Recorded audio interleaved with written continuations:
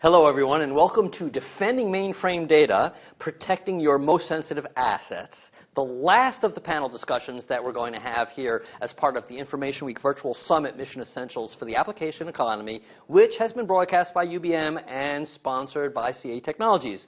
I'm Lenny Liebman of Information Week, and I have to say I've had a great time hosting today's event. And I'm just going to briefly review how your interface to this event works in case this is the first time you're joining us in the auditorium. First of all, any slides we have will advance for you automatically throughout the event, and you can download them by clicking below the media player. Also, for this session, we are going to be putting up a poll on your screen. Please, please, please, as soon as you see that poll, just click on your response and make sure you hit the submit button so your response is included in our tabulation. And we really want everyone to participate in the poll so that we get a statistically useful sample and get it immediately. And by the way, at this time, please disable your pop-up blockers so you can use all the interactive features of the interface. Those interactive features, by the way, include the ability to submit questions. You do that at any time by typing in the Q&A window. Don't wait until the Q&A session at the end of our presentation to get those questions in. If you hear anything that any of our speakers say and you want them to elaborate on it, you want to challenge it, please feel free to go ahead and do so. I'll get it here on my laptop. Finally, if you experience any technical problems, just type your issue into the Q&A text area, and we'll be glad to provide you with some one-on-one assistance. So now on to the panel. Defending mainframe data, protecting your most sensitive assets. We have a great mix of perspectives for this last panel today. First off, we have Paul de Graaf, who is head of security and compliance at Weight Watchers.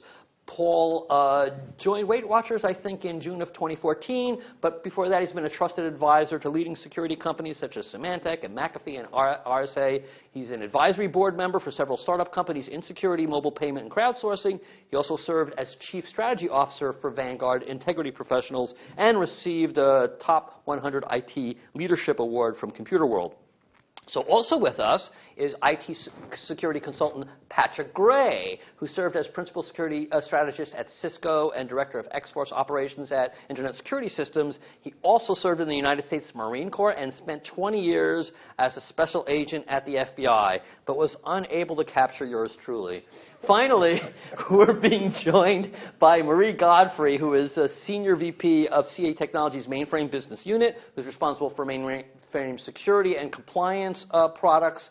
She has 3 decades of experience in security and compliance with a career that includes time at AT&T and Lucent and Platinum and LogicWorks. And if you've been at our events before, you know that Marie is super knowledgeable about this topic. So it's great to see everybody. Let's get started. And I'm going to start with you, Patrick. Oh, George. And I'm going to ask you this basic question. We've been talking about the mainframe as a super secure platform. We've got incredible vulnerabilities across mobile, cloud, and distributed. Why should we be focusing any efforts whatsoever on the mainframe when it comes to security? Well, Big Iron has been secure for decades, and it's still a very secure platform. Unfortunately, we have this thing known as people who surround that mainframe. And I think as a special agent with the FBI chasing hackers all over the world, we used to have closed communities of these people that would just talk to each other. Now we have social media where everybody is talking to everybody else. And people just love to talk. They love to create their own little groups, and they're having a great time. And we're talking too much. We're saying too much. So while Big Iron is still very tough, we've got that human element that is unfortunately giving away a lot of the secrets and allowing people to come in and access the data unbeknownst to them. We're opening the doors for these people. You're talking specifically about social engineering. I am, and it's a great tool for these people. We're all members of different communities that are out there. I like to look at LinkedIn. I'm a member of LinkedIn, and I love it. I love interacting with all of my friends. But there are a lot of folks that utilize sites such as LinkedIn to maybe go after somebody. So this morning in LinkedIn, I did a search for database administrators and came up with thousands of them. Now, if you want to get into somebody's network, you find a DBA. You coerce that DBA through just talking for months. And finally send that individual something that, say, you penned or it might be interested to him because of the business he's in. And he opens that PDF file, and all of a sudden he's got malware in his network. Simply because I engineered him to accept me as a friend. We have to be a whole lot better than that. Yeah. And the bad guys understand our willingness to be friends with everybody. And sometimes you're just friends with the wrong people. Yeah. Patrick, I want to ask you the same kind of question from a CISO or a CIO's perspective within an organization like Weight Watchers, which obviously has a lot of PII. How do you perceive the mainframe and the need to secure it more effectively? So to me, it's just another server, kind of. In that perspective, unfortunately, as Patrick mentioned, people talk. In that perspective, like many years ago when Black Hat first came out as a conference, nobody talked about a mainframe, but now you go to Black Hat and they openly talk about the mainframe and the capabilities on how to leverage that. So my take on that is more like, the mainframe has massive amounts of capabilities to secure the platform, but what it comes down to is skills to actually implement that, and that's where we see, unfortunately, the deterioration happening, because most of the investments have gone to the distributed platforms, the cloud, and wherever, and they're forgetting that that data that still pretty much resides on that platform is now being accessed through different methods, but the data is still there. So what we see is basically that people forget that platform. They think it's all well and good, but the doors are constantly being opened with different methodologies. So that's a problem, and we really need to invest in a younger generation and getting them up to speed on this platform, if you will. So personally, I do a lot of teaching. I teach at a local community college. I actually teach ethical hacking on how to break into mainframes, unfortunately, because my stake is if you don't know how to defend yourself, then know thy enemy, as it were. Absolutely. Exactly. Yeah. So that's my take on that one. And Maria, I'm going to ask you the same thing as somebody who's obviously involved with solving the problems. Why are you seeing it as being important that organizations really attend to this issue again when they have the rest of their environment is pretty leaky? Well, because they are, and they're starting to wake up to all the dynamics and really experiencing the dynamics that Pat and Paul both referenced with respect to the people issue. The mainframe workforce graying out, as one of my colleagues is prone to say. So you have that issue, you have that dynamic, you have expertise in the mainframe, especially around mainframe security, that is a very treasured, true asset within an organization, within our customers' IT infrastructure.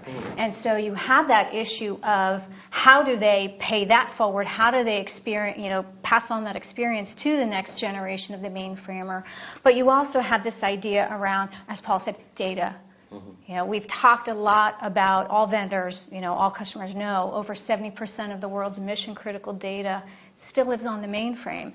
And while workloads have certainly changed and shifted with the advent of IoT, for example, what we're still seeing is that those mission-critical business applications and the data that is managed and secured stays on the mainframe and lives on the mainframe.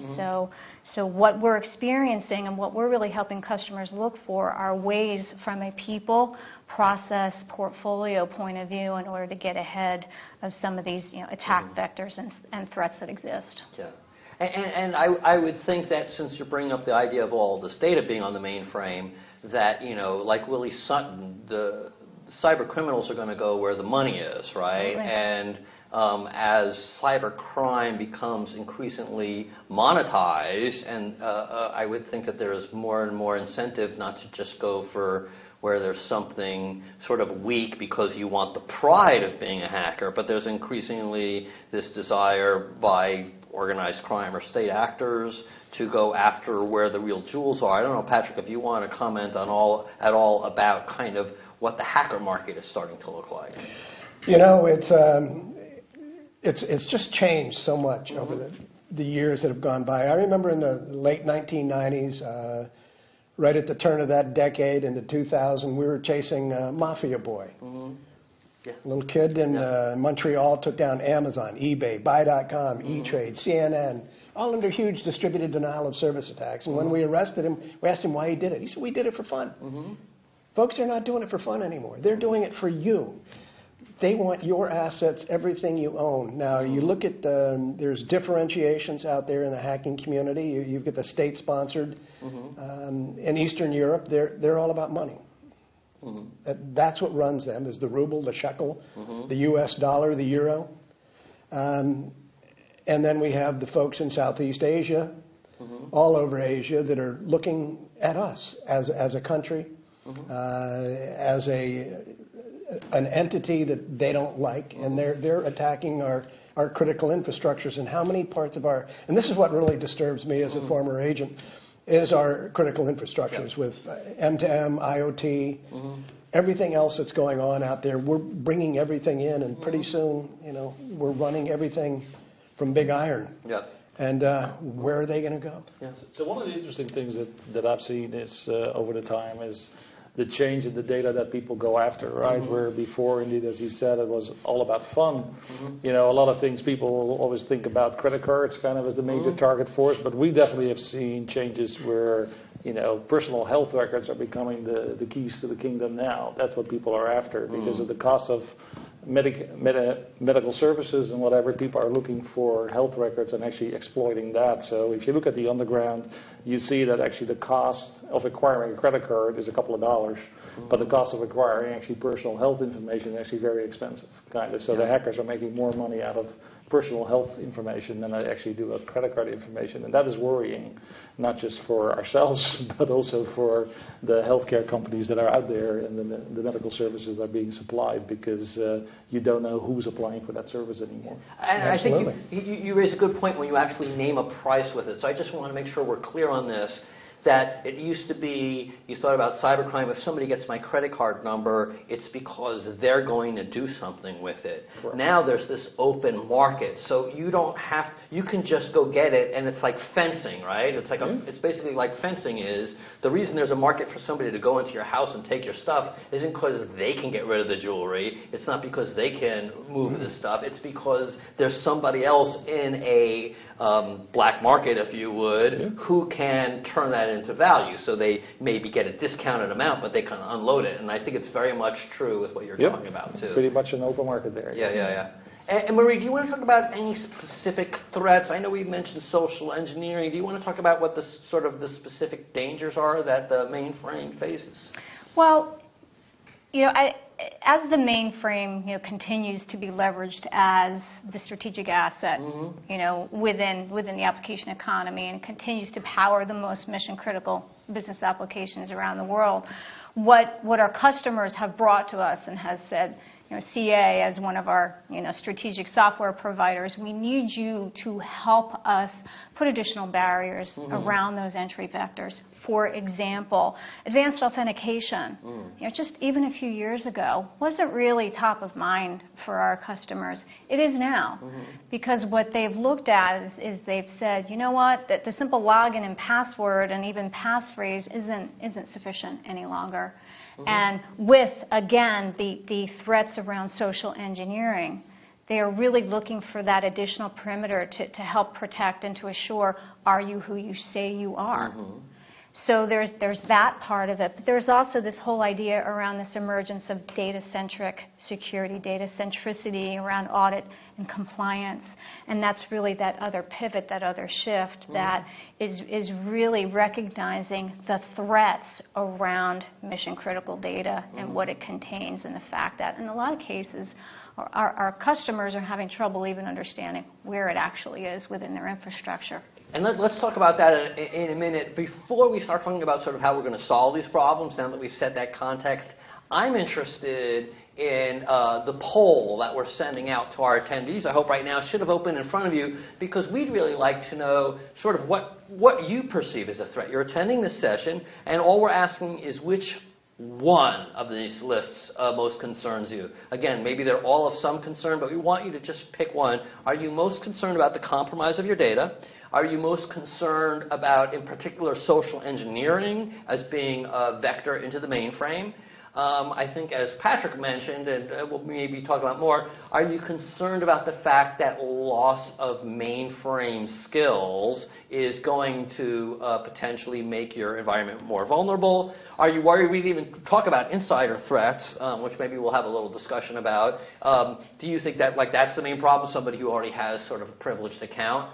Do you see mobile, web, and cloud, those threat vectors, being where you're being approached? Is it something else? Just pick whichever one of those is best. And I think what we'll do is we may look at those results later, because I do want to go to this item that was on a poll, which is insider threats and sort of the managing a privileged account. And Maria, I see you nodding your head. So do you want to talk a little bit about that? Because that's definitely, when you look at the top 10 of vulnerabilities, that's certainly the one that I would put at the top. Right. And if you spend any time out on the web and you have heard anything about some of the risks to the mainframe, well known that the issuance of UID 0, and super user privileges is something that, frankly, as an industry, we need to do a better job with understanding, who has those privileges, what starting tasks are associated with that,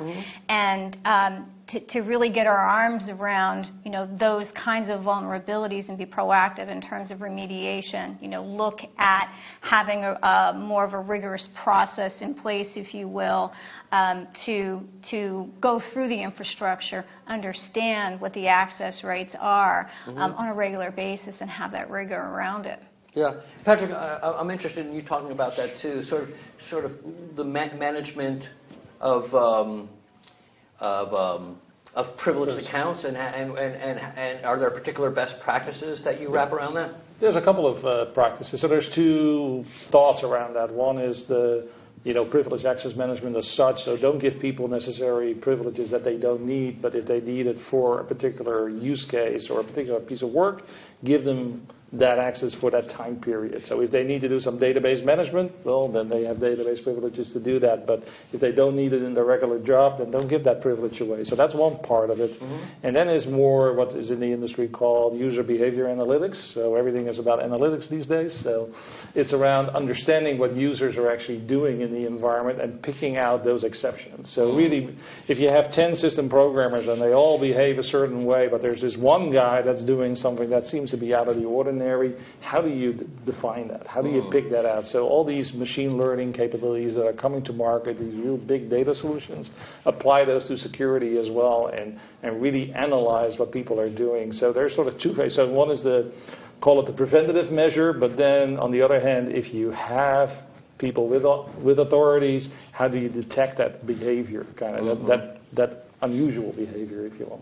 Gotcha. And Patrick, I wanted you to talk about that insider threat. I mean, it's not just managing privileged accounts, right? It's sort of keeping an eye on generally how information is being used internally, right? Because I may have non-privileged access to data and misuse it too, Sure. right? It all boils down to really continuously monitoring everything that's going on in your network.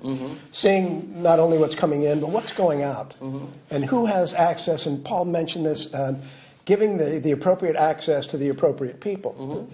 We tend to let everybody have the key to the safe. You're a member of our company, you're a trusted entity. As security people, we don't trust anybody. I'm sorry, that's our job. Sure. And we like to watch what's going on in our own networks.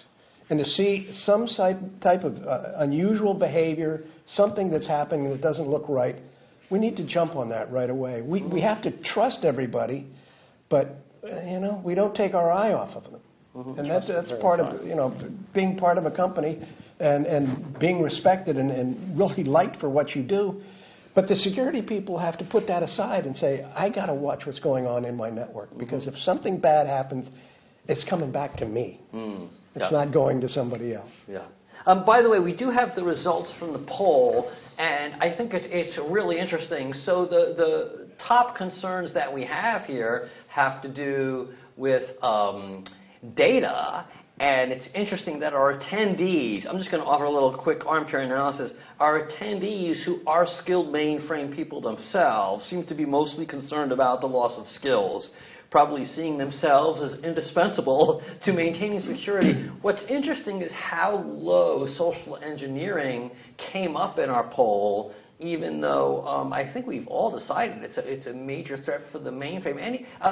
So that we may be doing actually a good job here in raising some awareness there. Anybody want to comment on these results you're seeing? I'm just going to ask us all to comment. Marie, are you surprised to these, or is this kind of the distribution you might have been expecting? I'm fairly comfortable with what I see here, and the reasons for that are quite simply a reflection of what our customers are telling us. Yeah, okay. And our customers are concerned about a couple of major things here, and the data threat, the compromise to regulated sensitive data is something that they are incredibly concerned about. And this idea of proactive, Paul raised a really great point, this idea of being proactive and really understanding anomalies, that's something that when you couple that with sensitive data, that's where you really start to see, okay, where are my risks and what is my threat to being out of compliance, to failing an audit? So these trends really don't surprise me a whole lot. And of course, the loss of mainframe skills is something that we hear a lot about from our customers. The one that surprised me is actually the compliance one, kind of. So I think that somewhat had to do with actually people not understanding, and I don't mean to be disrespectful here, but actually not understanding anymore where the data is, right? There's so much volume of data, and years of data have accumulated over the years, kind of, right? So you see now tools coming on the market that actually do that data discovery and actually trying to find where HIPAA data is or PCI data or whatever. And it's actually quite a surprise to a lot of people that actually these things are beginning to occur, right? That like, oh, I had no idea that file from 3 years ago contained all my credit card data from way back when, or HIPAA data that sits out there. And so it surprises me a little bit. I see that is so low on the score. So, and we'll talk about compliance in a minute. I just want to get your take on what you see here. Are you a little disappointed to see social engineering so low when we made it? No, I'm not disappointed at all, because it's real. Yeah. And this is what I'm saying. Yeah. We have these problems. We don't distrust anybody because we want to put our arms around and kumbaya everybody. And if somebody wants to be a friend on Facebook, and you don't know them, why are they asking you? Do that dig on LinkedIn. I mean, if you've got 17,000 people that you're associated with, how in the world can you do that? I mean, you have to have you have to draw the line someplace, and you have to draw the line in the people that you know, your people that you understand, and realize when they're talking to you, they're not going to try to steal everything that you own. Right. But if we go out there and just open our arms to everybody, we're going to get hurt. Yeah. We really are. So the only reason perhaps for social engineering to be at that level is, as I was just processing that, is it's sort of related to how many people actually have direct access to the mainframe anymore. Because of the web and mobile and other methodologies on getting access to the data, it's really a bunch of people that basically support that platform, basically, that have direct access. So from a social engineering, the opportunity is less. But the target audience is very interesting. And it may be, and we've touched on this a little bit, the lack of new people coming in to the mainframe environment. When you go to a mainframe conference, a share conference, they all look like us. Yeah. They don't look like Black Hat.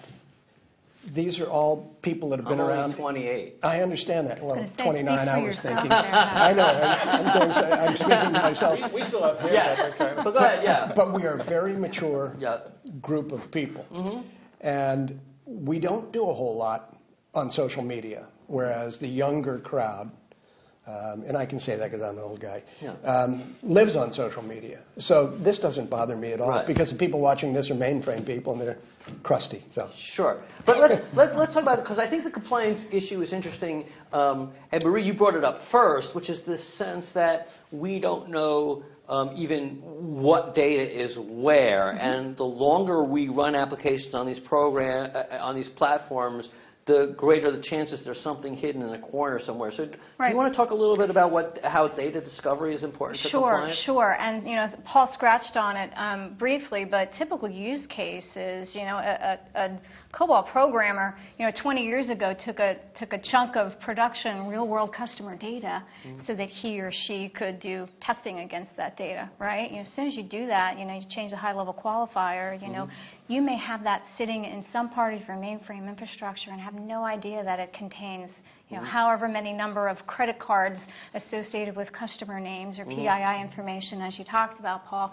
So the idea around discovery is it's not just about discovery, but essentially it is tooling that Paul discussed that we offer at CA Technologies is focused on going through the mainframe infrastructure, looking for that sensitive data, identifying it, classifying it against the different regs that are, of course, top of mind for our customers, including PII, and then linking it for the organization to who has access to it. And in some cases, you could have access with IDs of someone who left your company 5 years ago. Right. Not atypical. Yeah. So, it gives organizations that additional leg up in order to be able to say, okay, here's where it is, here's who has access to it, so let's go and clean it up. So it's a little bit more attention. So if you look at the new EU privacy laws that are proposed that go into effect in, I think it's beginning 2018. Correct. For the first time, they actually mention unstructured data. So it's not just about the databases anymore, but now is that stuff that everybody doesn't want to deal with. It's all the Excel spreadsheets. And the Word documents. All those kind of things where people just took extracts and manipulated stuff. All that becomes now in scope, and you need to have a program to do that. So if you haven't invested in any data discovery tools, you better start going. Because if you deal with any EU country, that's going to be your thing. And it's not just whether the stuff is there, right? But when you deal with regulators and people who are doing regulatory audits, it's even showing that you have the processes in place, right? I always use the expression, it's not about being bulletproof, it's about being able to show somebody a receipt for the Kevlar, right? So you have this issue of being able to document the fact that you do have tools and processes, right? It's show me the money, as I refer to that kind of, And Patrick, I see you nodding your head about this sort of this idea of not only being secure, but being able to show somebody that you are being diligent about being secure. Rather than just checking the blocks, make sure you really are. I mean, run your own test, do your own penetration testing, at least quarterly. Find out any way you can get into that big piece of iron back there. Do it constantly. It'll pay off. Any other best practices where you want to talk about what it is that we should do? You certainly mentioned authentication. I don't know if you want to talk a little bit more specifically about what you think should go on with authentication. You talked about sort of monitoring privileged account access. Any laundry list you want to give us of suggestions about things that you think people should be doing on the mainframe that they might not be doing? Yes. So I'll track again with respect to what we see our more forward-thinking customers doing. Sure. And that's around looking at the mainframe within the context of the enterprise and within the context of what it's doing. Love what you said about it's just another server, not to minimize the mainframe, of course, but to look at it from the point of view of how it's serving the enterprise. That the millions of transactions that are hitting the mainframe that weren't doing that 10 years ago. Again, advent of mobile and IoT. So the recommendation around best practices is really that focus on, open your perspective. Understand that, with the shortage of mainframe skills, very real advent, very real development in the organization could be that you could have distributed people who need to understand what's happening in the mainframe environment around security. So we have to give them the ability through things like exporting mainframe data security information events to Splunk, for example, so that customers who have or users who have absolutely no insight into mainframe are able to make intelligent decisions based on the correlation of that data. So that's something that is really more and more of our customers are starting to look into how they want to do that because they need to get ahead of those threats. And it's not always going to be the mainframe insiders and the mainframe knowledgeable individuals who are going to be able to help them do that. So part of what you're touching on is this idea of managing the mainframe in the context of an enterprise. Absolutely. Which, Paul, goes back to your idea that it's just another server. You want to talk about that a little bit? So the other server, what I use is when we see implementing of new technologies or new capabilities, what they tend to do is they tend to look at the distributed space or the network space, and then when you say, well, where is that other piece fitting in? And they're like, either it doesn't support it, or the vendor doesn't support it, the vendor hasn't thought about it. So then you get this half piece of implementation. It's kind of implementing any technology and then says, well, it supports Windows, but it doesn't support Mac. Well, that's too bad, because 50% of my environment is a Mac. So, those kind of discussions is when you look really holistically or enterprise-wide at these capabilities, that server needs to be included in that space, because ultimately, as we say, 70% of the data is there, so you're missing a big bunch of your enterprise if you don't include it, kind of. And that's where people tend to forget. They tend to focus from both an investment perspective and other areas just on that other area, and then you say, well, what about this one over here?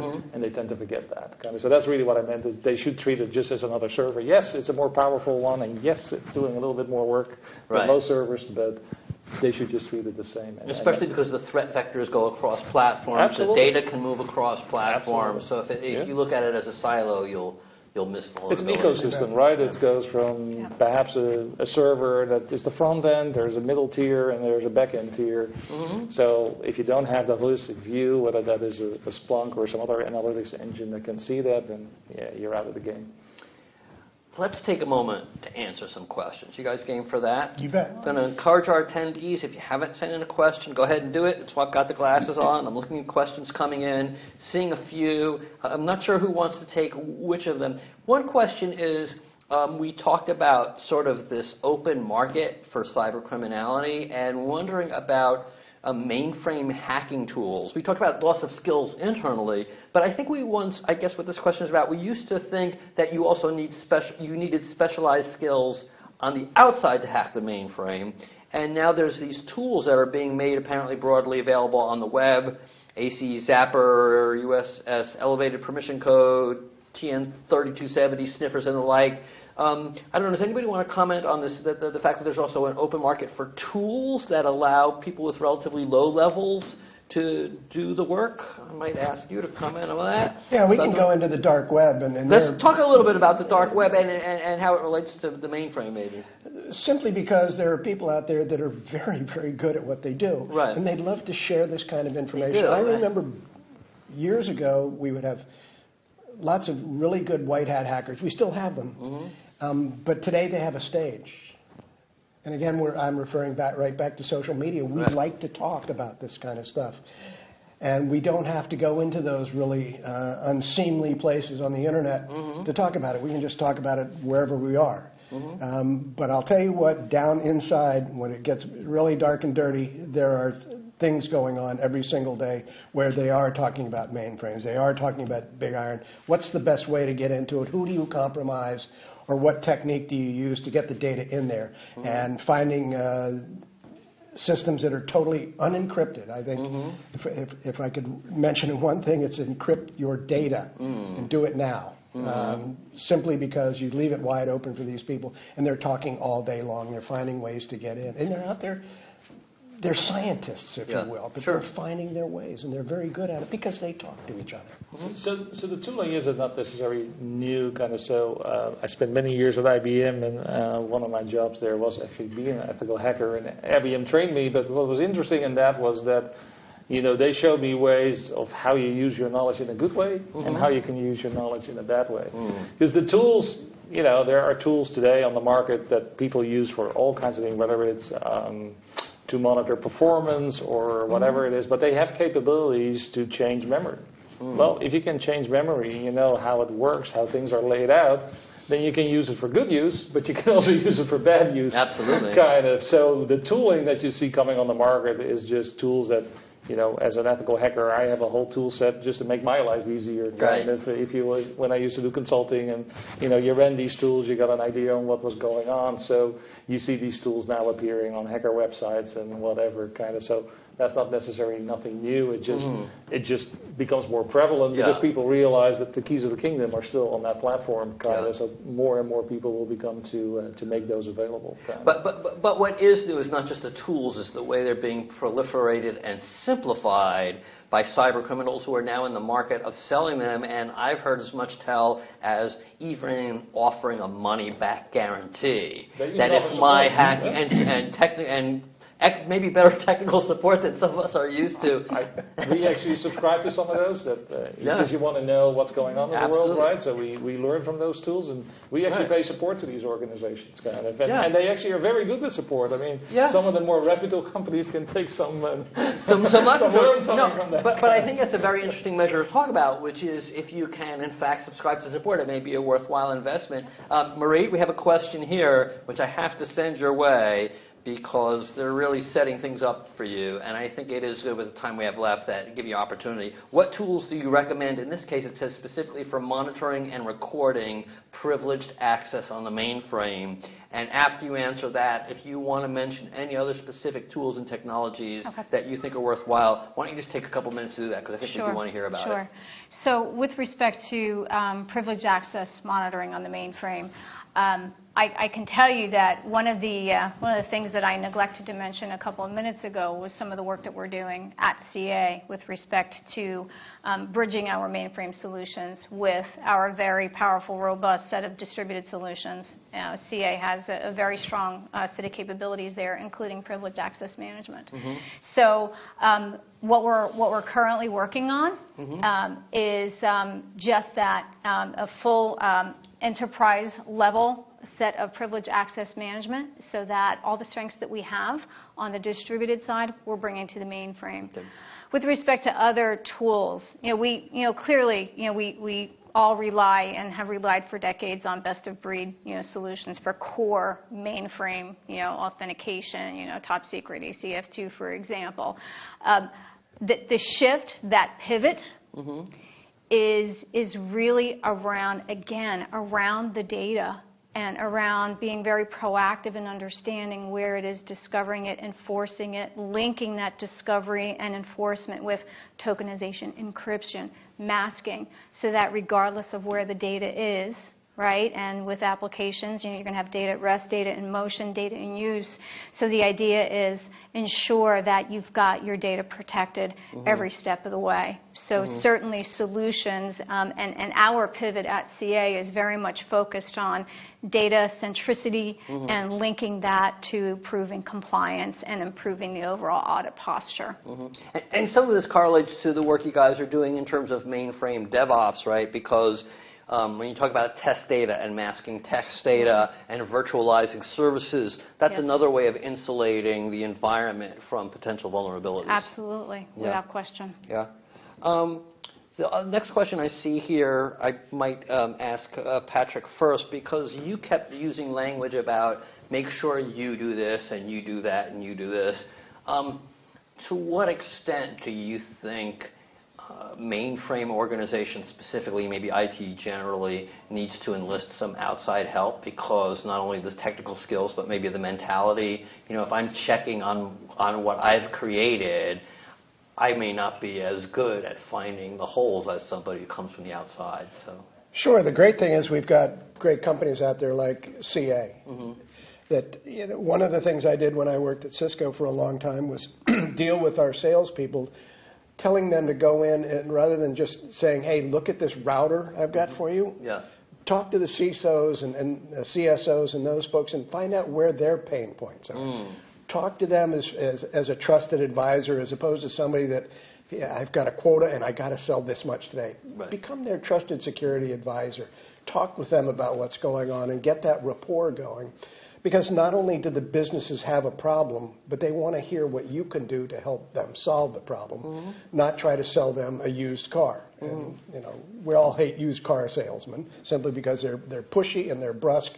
Become that trusted security advisor. Come in and talk to that individual. Find out where the pain points are and talk to them about what you're seeing around the globe, not just what, hey, look what I have for you. This is in my portfolio. And if it's not in your portfolio, tell them where to go to get it. But be a trusted advisor. That's all we're looking for. Paul, I'm going to ask you, this idea of integrating or looking at the whole enterprise, it's just another server. Does that mean we have sort of a unified SIM environment where we're kind of looking at all events across the board? Yeah, pretty much, kind of. A long time sort of you saw a tool set that was very specific to the mainframe, and then you had a tool set for the distributed environment, and God forbid they met ever, because that was problematic. I worked in organizations where there was clear separation between the two, unfortunately. But these days, because it is a heterogeneous environment, kind of, we need to see these alerts coming in, these events together, because people could come into the front door but still get access to the back door. So unless we don't do that, then we have a problem. So making sure there are enough tools, CA is one of them, but there are many vendors that provide services now where you can unload your SMF records into a Splunk or solutions like that to get that correlation going, kind of. So that is key, because people used to do the typical thing of every night there was a batch run kind of with reports, and then the next morning the security administrator looked at all these reports and they just stacked up and whatever to see what violations was going on. I did that myself for many years. It was not very pleasant. Yeah. So having really a correlation engine that can pick out the key nuggets where it's about is key these days to the survival. Yeah, I think we also spoke about that in the last session about operational analytics, right? Is that our environments are becoming so complex and there's so many moving pieces, we just can't do things the way we used to do them. We're almost out of time. If we didn't get to your question, we've got it here. We'll get to it offline. I just want to give each of you the opportunity to maybe do just 30 seconds, 45 seconds. Any final word, anything else that you want to share? Paul, we'll start with you, and then Patrick and Marie, anything you want to share with our group about mainframe security or security for the enterprise in general or compliance? Don't forget about education. So educate yourself regularly. Kind of, there's enough sessions these days to get educated on. It doesn't necessarily have to be paid anymore. I think there's so much free available these days. If you go on YouTube or whatever, there's so much stuff there. And then secondary, as Patrick was alluding to, the question is get yourself tested, if you will. And with yourself, I mean your organization. That's good advice on many levels. Thank you for that. That went a little bit further than I thought I had intended, but that's okay. It was really around getting yourself checked out in the sense of organizationally to your security, because some regulations have it in there, like PCI, you have to quarterly attest yourself to a certain set of controls. So, I used to do it myself, and I always used to say, don't hire me next year because I'm going to look at the same thing, hire somebody else. So if you set up a program like that, that would be very beneficial to you. Yep. Patrick, a little final word? Yep. Remember where you are. When you're at work, you're at work. You're supposed to work. When you're at home, you're at home. Have a good time. Many of our users, when they come into work, they have the same behavior at home as they have at work. Knock it off. You're at this computer. That's a business tool. Use it as such. Go home and have a great time. But at work, be focused. Boy, that opens up a can of worms, because we're all working all over right now, but we need another 45 minutes for that. But interesting comment. Marie, any final words that you want to share before I wrap up? So, people, process, portfolio, and that fourth P is around being proactive. And we talk about it all the time, but clearly we have really had some common threads today, right? And they are around thinking like a hacker. Don't be afraid to look into getting additional help to help you with your security posture. The idea of portfolio and having solutions across a multi-layered security posture, very important. No silver bullet here with respect to where the portfolio comes from. These things have to work together, and best of breed is really, really important. And organizations are going to spend money on it. This is job one for our customers around the world, and so they will put budget toward this. But they want to know, they want that assurance that this is going to help them stay off the front pages and avoid those heavy failed audit costs and compliance fines. No, I think it's a good point to make in closing, that this is an existential issue, because if your brand is impacted, then it really doesn't matter what else you're doing. So I think that's a good place to close. Hey, we do have to wrap up. Some of us will be in the lounge afterwards, so if you want to do some chatting, if you want to look at some of these other kiosks, please feel free to do so, but I will just thank you for attending this panel on defending mainframe data, protecting your most sensitive assets, which again has been part of the Information Week Virtual Summit Mission Essentials for the Application Economy that was broadcast by UBM and sponsored by CA Technologies. Again, within the next 24 hours, you're going to receive a personalized follow-up email with details and a link to today's presentation on demand. Definitely share this material. It could be eye-opening to somebody else in your organization. As usual, I'm telling you that the presentation is copyright 2016 by Information Week or CA Technologies, and that the individual speakers you heard here today are solely responsible for their content and their opinions. So with that, thank you so much for attending today's presentation. Again, this was the last of our 4 panel discussions that we've presented as part of this virtual event, which was broadcast by UBM and sponsored by CA. There's still plenty of time to take advantage of the resources that we've provided, including, again, peer-to-peer chat, informative short videos. I appreciate that, again, it's very helpful if you want to do some conversations with some of our SMEs. And let's see, the 4th and last time, we can scroll by that. I don't think there's anything else that I need to share with you other than I appreciate the time that you spent with us this afternoon. We are looking to continuously service the mainframe community that we think has really probably been underserviced in terms of events and information. And there is a pivot taking place where we're really seeing that this platform is playing a greater role. MIPS are growing. Security issues are growing. There's a need for more agility. We need to be more aggressive than ever about managing the economics on this platform. We have this issue of graying and skills transfer.